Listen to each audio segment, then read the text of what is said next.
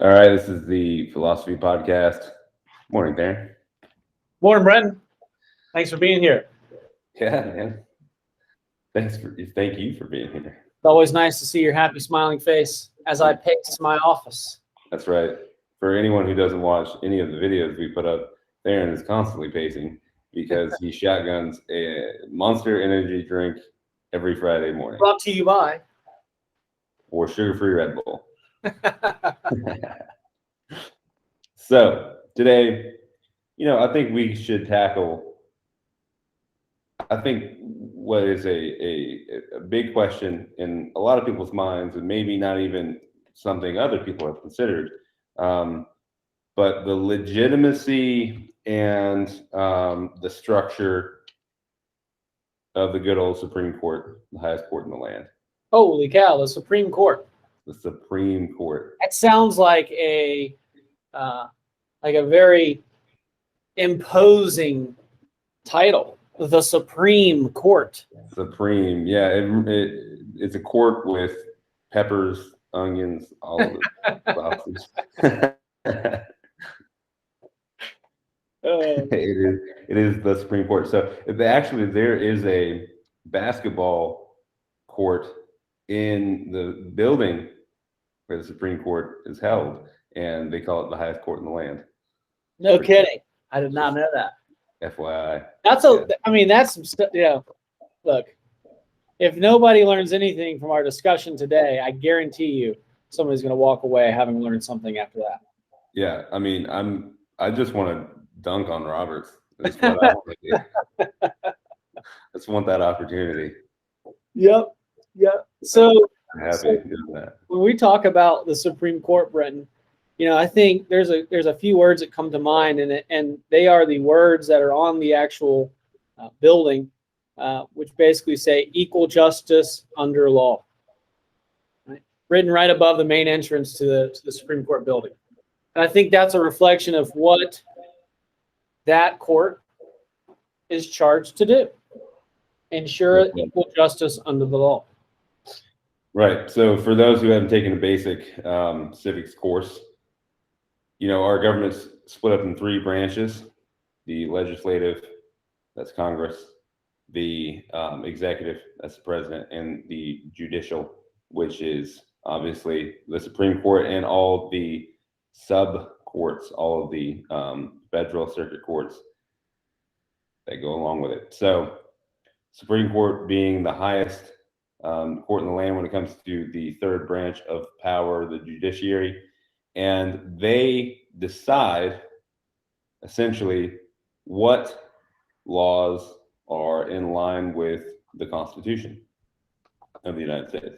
So we are a constitutional government. We have a government based on a constitution, and we have a number of things in that constitution that ensure that the government is upholding personal rights and ensure that the government is not encroaching on the other branches of power, among other things. So typically, when a case goes to the Supreme Court, it can go in a couple of ways. Supreme Court has original jurisdiction over a few cases, which means that a case can go straight to the Supreme Court. Okay, and then some cases have to rise through the states and federal circuits before they get to the Supreme Court. But essentially, they're doing the same thing. They're answering a fundamental legal question to determine if a certain action by the government or individuals is in line with our constitutional rights or powers. Exactly, and those decisions, right, are made by basically a body of multiple people, and so that's broken down into one Chief Justice, right, and then 8 associate justices. So a total of 9 justices making decisions to come to a decision as to whether to give an answer on a legal question or to decide whether something is in line with the Constitution, as Brenton has said. Right, and it's a majority. The majority wins. So there's 9. So when 5 justices decide and agree in one way, then that's who carries the day. So, we have 9 people right now in Supreme Court, and they have a lot of power. Mm-hmm. Have a lot of power vested in those 9 individuals, who work closely together. And even if they're very staunchly, have staunchly opposing viewpoints on the law or politics or life in general, they are very close and they work closely together, and sometimes they're friends. A really good example of that was Ruth Bader Ginsburg and Scalia. Very, very good friends, even though they differed in almost every opinion ever. Sure. And, so the benefit there is that they do work closely together so they can have a robust debate. But the downside there is that you do need the majority, and sometimes you don't have a majority, and you have to convince the other justices to decide a certain way, and that can be a lot of pressure. And a lot of times it's pressure and it's politics, same as other branches of government. And if you look at what the founders try to do, they try to keep politics out of the Supreme Court as much as possible. But I think that begs the question: is, Therron, in your opinion, do you think that's possible to keep politics out? I don't know that that is possible, and I think as hard as you may try to be a neutral arbiter, you're going to have your own perspective or opinion, and it's hard to, I think, separate yourself in a lot of ways from the things that you consider to be fundamentally correct or right or good. Even if, and especially at the Supreme Court level, when they're presented with questions that are so refined and nuanced that you might not be able to separate your sort of own belief yourself from your own belief system, especially if that belief system is what is the underpinning of the way that you your thought process and ultimately your decision making. I think that it's important to note that you said it when we have this distinction between the government and the different sort of checks and balances. You hear that all the time between the three branches. The president, so the executive branch, has the power to nominate the justice, right? And then the Senate is the one that will confirm them, right? So the appointments are made with the advice and the consent of the Senate. So you have, sort of this representation of the checks and balances, even with the creation or the appointment of a justice.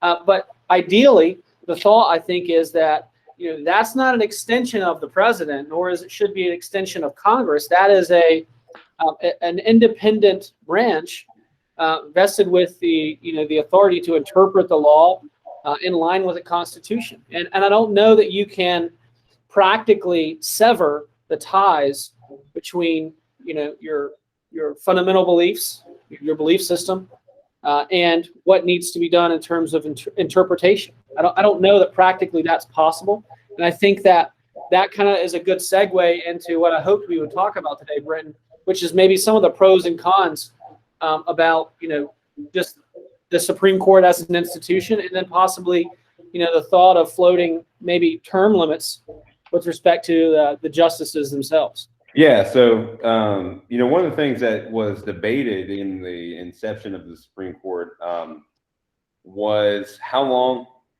are these justices going to serve? Yep.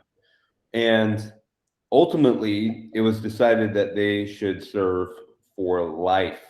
Yep. And the reason being, and the rationale behind that, was that if someone's there for life and they don't have to worry about being elected or reappointed, and this was another little nuance there, another thing that had to be decided whether they're going to be elected or appointed. But if you don't have to worry about it being elected or appointed, then you are less likely to be influenced by short-term political concerns.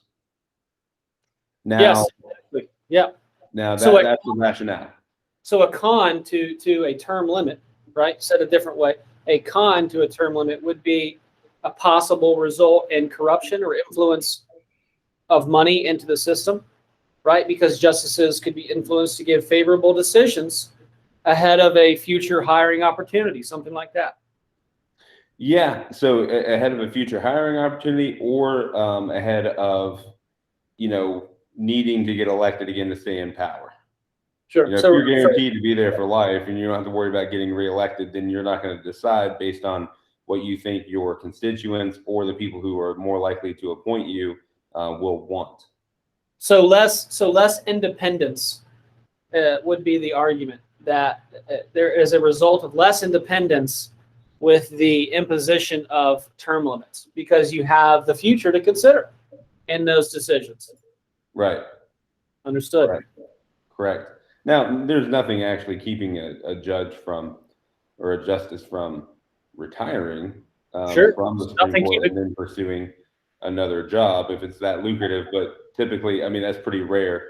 It happened back in the day, but I mean, the justices now have so much power. Why would you want to give that up? Right. That's a really good point. I mean, what's the check on that power? And I think that their lifespan. Well, with Congress being able to decide how many justices are on the court, what other check is there on some sort of judicial activism if that if one of those justices is a judicial activist, right? I mean, I think that if you're thinking about the way that the Supreme Court is made up, you want to think that you have entrusted these individuals with the decision-making ability to interpret the law in a neutral way. You asked earlier, can you distinguish or separate yourself from the politics, right? Especially where we have a system where the president appoints someone, right? And that president is a political figure, and that president is going to appoint someone that, practicality aside, aligns with, maybe has historical decisions that align with their political affiliation or philosophy, right? And so, as an extension, then would appoint someone to keep that consistency and that sort of power dynamic within that political realm, right? So there's still this political connection by virtue of appointment. Right. Yeah, and I think that begs the question, are we concerned with the potential politicalization, hard to say, of the justices more than we are having power vested in a person who, if they're appointed and confirmed, could just be, detrimental, for a long, long time. And detrimental being a subjective term, but there's been justices on the Supreme Court that have made some pretty crappy decisions and pretty crappy influences. What's his name? Tawney. He was the one that had the Dred Scott decision. Was it Tawney? I think it was Tawney. I think that's how you say his name. Anyway, the guy who decided the Dred Scott decision. I mean, to think someone like that, with the amount of racism, the vitriol that that guy had in his heart, to be able to be on Supreme Court for life, you think a check on that type of power, that type of radicalization, that type of politicalization, because you can keep influence from seeping into the Supreme Court, but what if they come to the Supreme Court already radicalized? Sure. I mean, what do we do then? And that person's going to be on the Supreme Court for how long?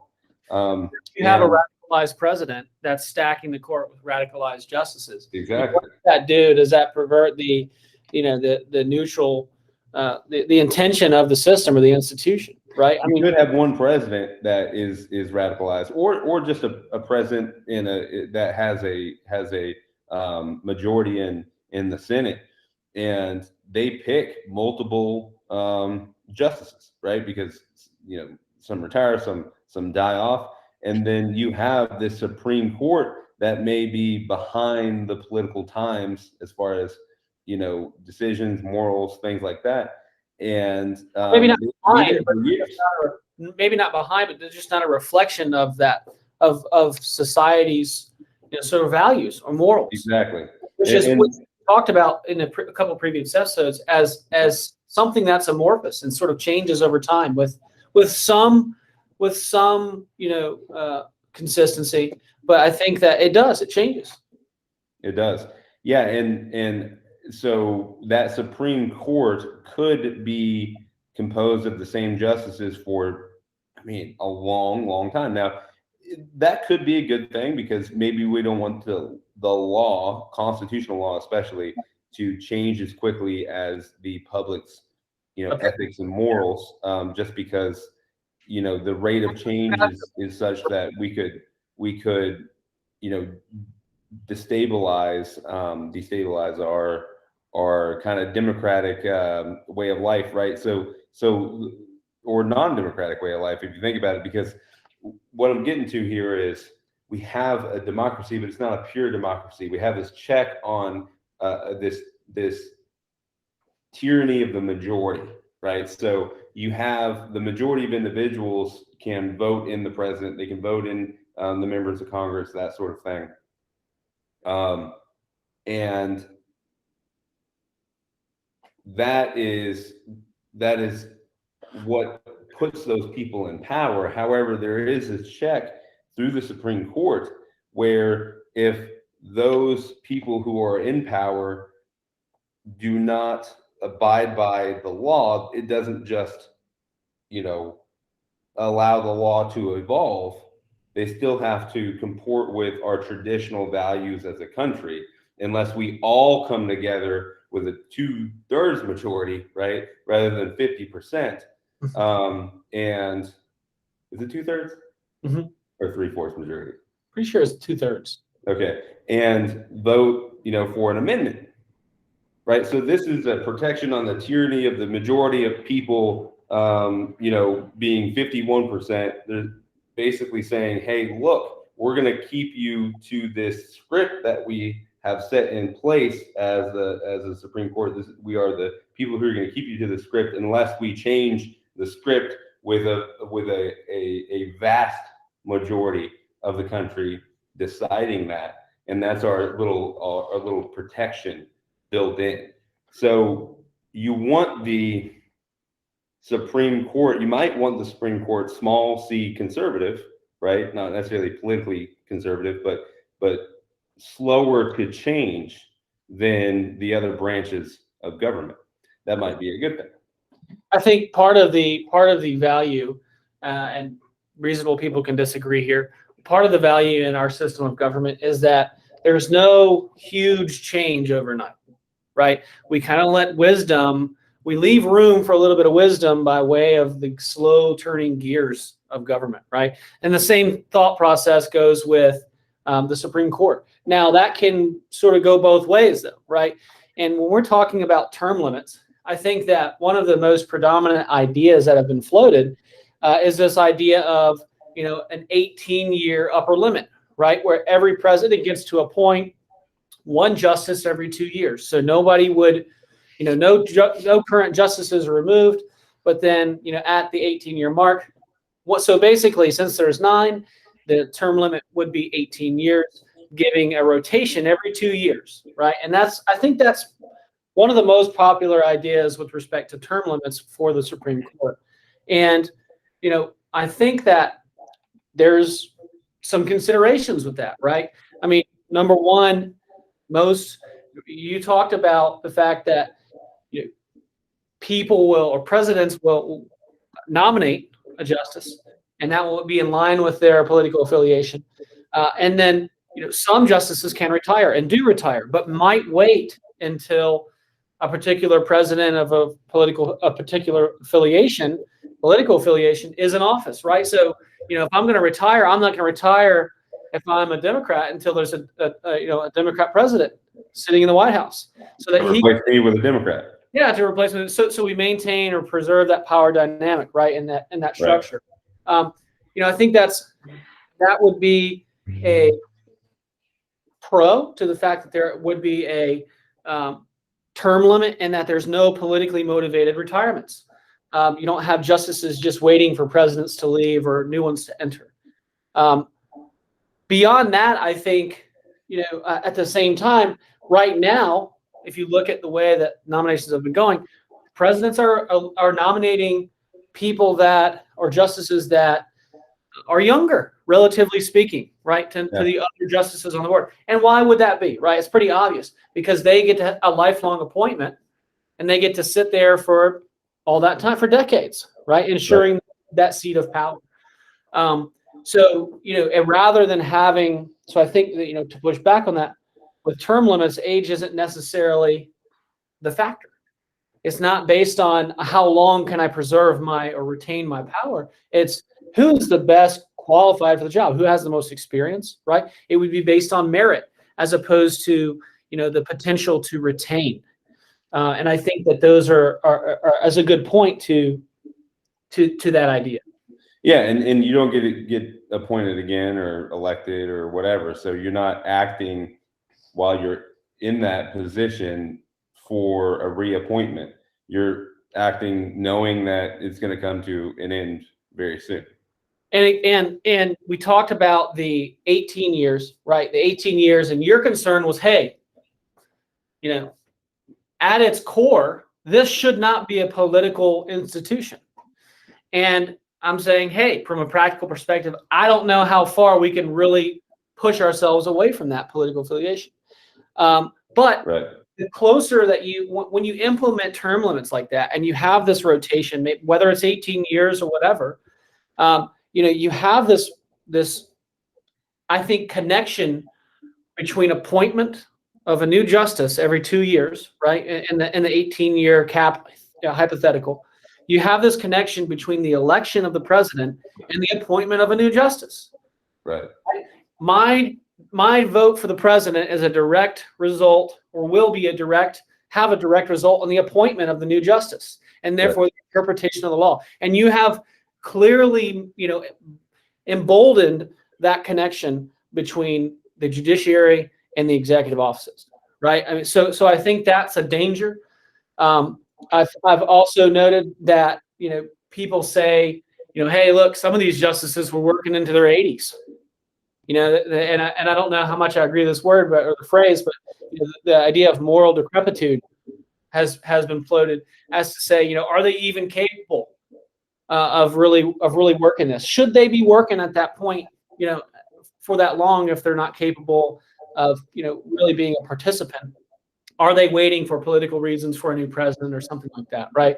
So, I think it gives people some freedom, or the justices to say some freedom as to, hey, look, I don't have to be, here until my, dying breath. I mean, that really begs, I guess, two questions. Is number one, cognitively, where are those individuals at when they, work that long? Yeah. The second question is, do they, do they learn? Do they learn more? Do they evolve? Or are they stuck in the past? Right. It doesn't matter. Do they mirror the public's, values? Yeah. Right? And this is what you should they, by the way, should they mirror the public's values, or should they read the Constitution and just say, hey, this is the Constitution, this is the text, this is the precedent, and it doesn't matter what the times are, doesn't matter, what my political beliefs are. This is how this is. And I think that's going to go back even further, as to say, how do you consider the Constitution? Is it a living, breathing document? Is it something that evolves with us, or is it something that maintains some sort of, solidarity, notwithstanding any of the other noise? And I think there's a third point there too. Is, I mean, medical technology is getting pretty good, right? People are living longer and longer. Yep. And we're going to be able to see incredible lifespans, including, increased health span in the next, couple of decades. So the people that are on the Supreme Court now, who just got appointed, could be on there for a long, long time, into their hundreds. And that's another thing to consider is, a lifelong appointment was typically, I mean, at the inception of our government, I mean, what was people's lifespan, like 60 something years, Right. Now, so they're going to be on the Supreme Court if they get appointed in their 50s, for a decade or so,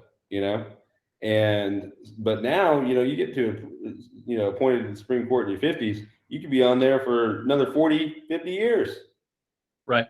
And so that's another thing to think about. I mean, we're the founders of this country, contemplating that people could be in that position of power for that long.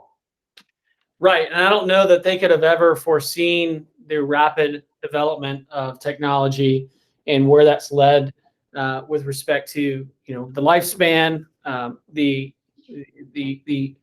I'd say the ever-changing sort of morality that accompanies society as a result of that technological advancement. We covered that in the last 2 episodes at length.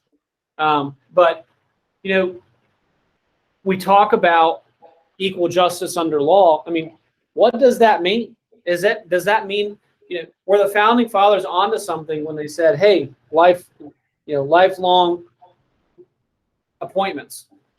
Or is this idea of a term limit something that could be beneficial? Will the benefits outweigh the detriments? I mean, I think those are the sorts of questions, and we can examine it and kind of flip it around and spin it around and look at it from all different angles. But I think we need to understand the principal purpose of that institution, right? And whatever decision is made, or however we proceed in the future, it should be consistent with that fundamental purpose. Yeah, and there is the idea that if you're vying for a position on the Supreme Court, so if there's term limits, any number of federal circuit judges or judges in general could be subject to being appointed. So would that lead to, many of them to make political decisions to vie for that appointment, and that's another consideration. It's not only politicalization of the Supreme Court, but the judiciary in general, because, maybe if I'm an appointed federal judge, I don't ever think I'm going to get appointed to the Supreme Court. It's not really that's not really what I'm going for. I'm a federal judge. I've made it pretty far and I'm good. And I'm just going to do my thing and do my best.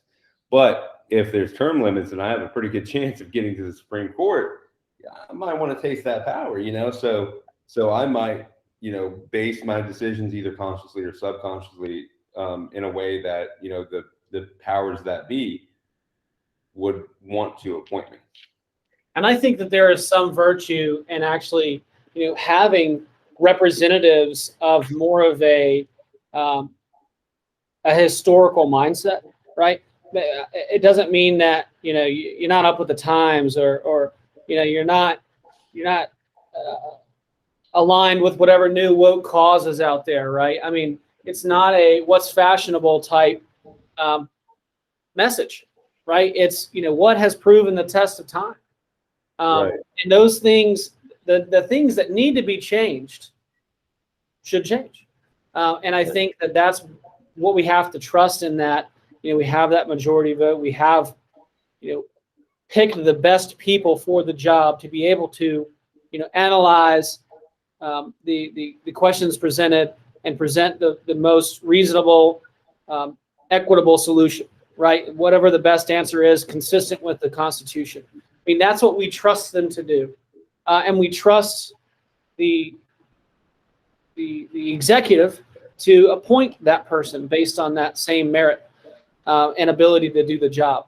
Yeah. So for me, I mean, I think that, trust in the system, but you always want to make it better, right? I'm not one to tear it down just because, it's not consistent with my thoughts today. I mean, look to see where the wisdom is. And if there are changes to be made, we change it through the process, through the mechanisms that exist. Yeah. So I think part of what you're saying is this kind of Abraham Lincoln-esque reverence for the law, even if it's bad. Because, Lincoln pretty much, his position on the law generally is that the law deserves, a certain amount of solemnity, certain amount of reverence. And if it's bad, then change it, but change it through the process that's set forth. Yeah. Right? I want to avoid, I agree. I think that's a good characterization of what I said. But I want to avoid flippancy because I think that will lead to a worse result than the small c conservatism of decision making and stare decisis and sticking with precedent.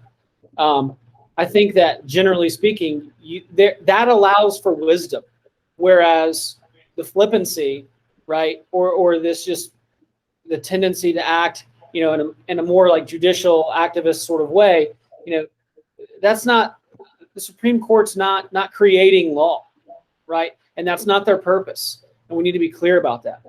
Well, it's a check on the mob mentality in the first place, right. So we shouldn't allow mob mentality to change how the Supreme Court works. And I think that has been something that's been tried over and over again, is to influence the Supreme Court and put them in line with the mob mentality, morals at the time. And I mean, there's a branch for that. Trust me.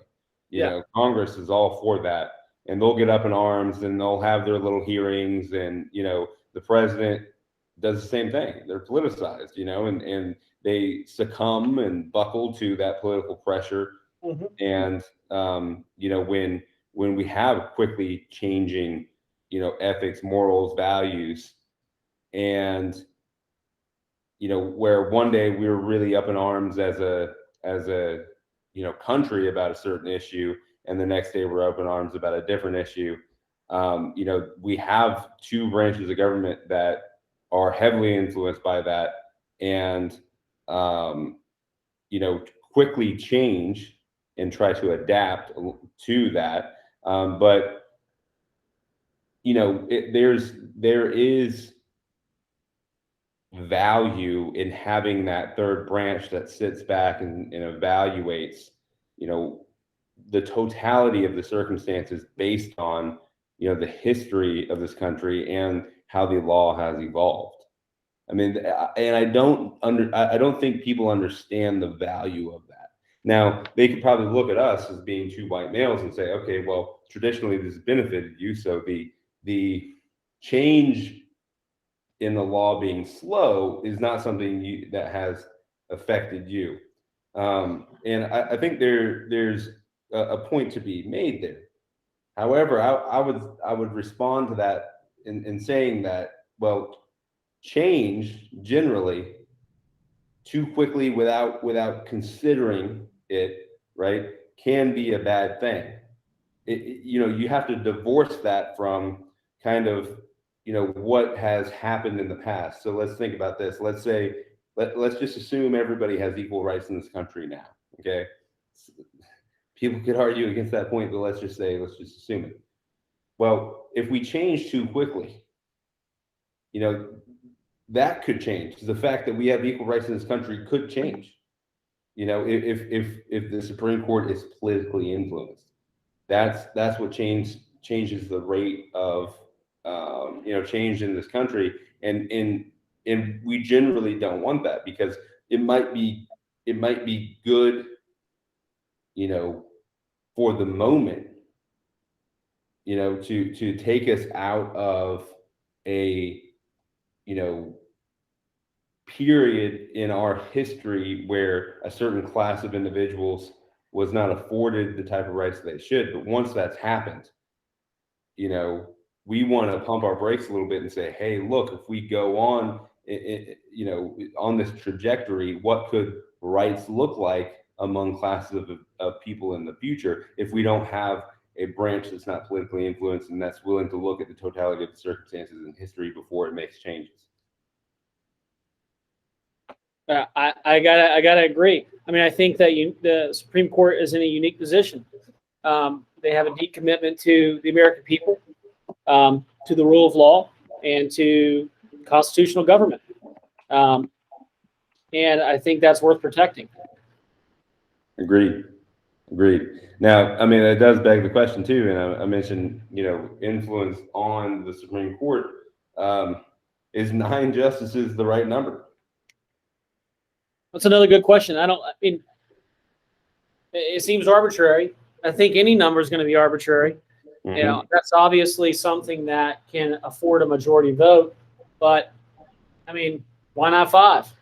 Why not 3? Yeah. Why not 5, 3, that seems, 31? 5 and 3 seem to me to be not enough to have a robust,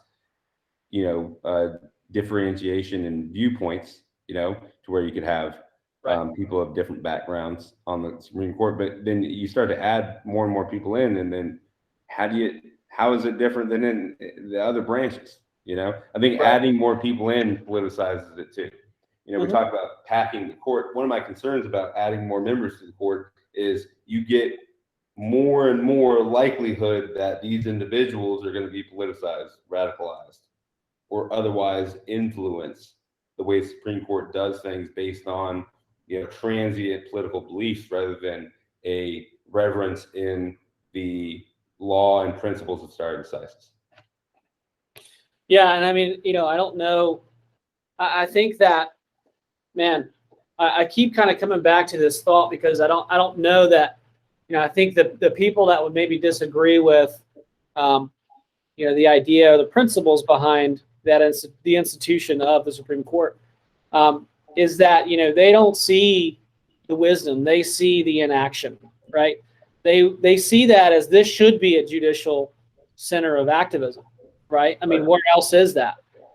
Because Congress can't do it. Look how slow they go, right? Or state and local governments can't do it because, I mean, maybe they're disconnected from my party platform or whatever the host of concerns are. This is where the buck stops and they're doing nothing, right? It's like they're not supposed to be the one doing anything.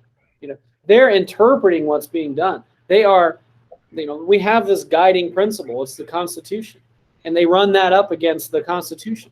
Right? They're not going to create law. That's the legislator's job. That's Congress's job. I think the purpose, if you want to boil it all down, is wisdom. Right. And there is a shortage of that. This country needs wisdom. The world needs that. I mean, humanity needs that at large.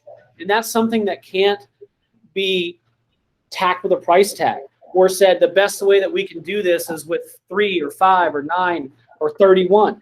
I mean, it's wherever you draw that line, whatever parameters you create are going to be arbitrary. I mean, all of this is an artificial creation of an organization that we have attempted and a great experiment to preserve freedom and promote democracy. Right. And if those aren't your values, then maybe the Supreme Court is not a good institution in your mind. But if you do care about those values and you want change, then what needs to be changed is the other branches of government. I mean, that's something that we don't look at, I think, enough. We care about who the president is, and he's such an idiot. He's such a bad person. Blah blah blah. Let's talk about that. This decision from the Supreme Court is bullshit because it should have been this, and they're stuck in their ways. Blah blah blah. But we're missing the glaring fact that who makes our laws is inherently just messed up at its core. I mean, look at Congress, and it's a mess, man. They have more meetings about baseball, steroids and baseball than they do about any of the most important topics. And that just goes to show you that there's something wrong there, and something needs to change there. If we put our focus on them and held, the members of Congress accountable, then maybe we would see change in this nation that we are trying to look to the Supreme Court to do. But we shouldn't change the Supreme Court because Congress is dysfunctional. We should change Congress and make it functional. Sure. And I think that, we could certainly talk at length about that other branch in the government, right? Congress. and how, the idea of maybe what does it mean to lobby? What is a lobbyist? How does that affect? Is that a good or bad thing? I'd love to talk about the other branches of government as well and their connection to, the idea of law and how that's, impacted by the vote, people's, philosophies, political ideologies, right? Looking what they want to affect a certain end. If they want to achieve a certain goal, right? We want to identify the right process to achieve that goal. And I don't Right. know that jumping to the top at the Supreme Court to, in hopes to instigate some sort of activism is the way to do that. In fact, I would argue that's the wrong way to do that. Right. Yeah, it's like, throwing the captain overboard because, you don't know which direction you want to go in. Yeah.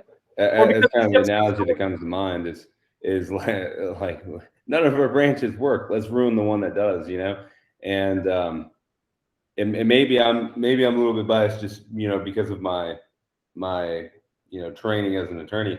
But, I have a reverence for the Supreme Court, what they do. And, we've had some amazing justices that have made some incredible decisions, and the evolution of constitutional law has been incredible, and for the benefit of, humans and human rights in general over the years. And I think that if, those who want to change the Supreme Court maybe don't see that.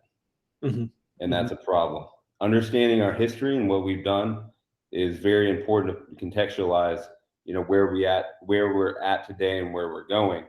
And I would encourage anybody who has differing thoughts about what we're talking about today to give it a shot. And if you do know your constitutional history really well, and you still think differently, then good for you. Nothing wrong with minds can differ, as you like to say. That's right. Brenton, hey man, thank you for the discussion as always. I mean, I think it's insightful. I think it's productive.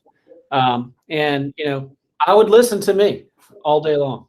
Oh yeah, dude, I would listen to you. All right, man. Hey, thanks, man. We'll see you. See ya.